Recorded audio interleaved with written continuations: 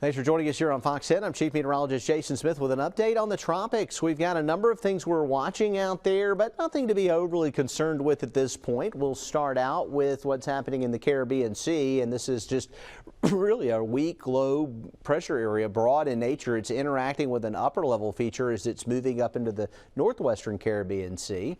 And there's already a little disturbed weather in the southern Gulf anyway, and ultimately a broad low pressure area may form here and could even get a little better organized, but the conditions are somewhat unfavorable for development here into the weekend. The odds of development right now 40%. Nothing's going to happen in the short term, but into the weekend we'll watch the central Gulf and see what happens. I want to show you a couple of model runs on that. First we'll look at the GFS, and so you've already got a low here in the southwest Gulf, and then you've got what's coming up out of the Caribbean, gets into the northern Gulf, and this whole thing may be kind of broad in nature. It actually shows a more prominent low-level center here in the southwest Gulf and maybe a little something in the northeastern Gulf too.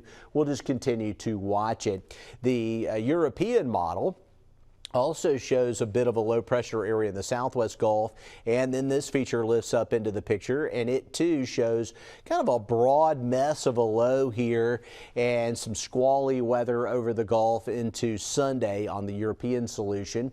There will be a front that moves down early next week, which will hopefully pick things up and shift it out to sea, but we'll continue to watch and monitor for any changes. Graph model shows quiet conditions on your Wednesday. We go into Thursday with some increasing moisture. We may even see some stray showers around on Thursday afternoon or evening. We'll have a little better chance of rain on Friday. The moisture will be in place for about a day or so, and then it'll try and dry out again.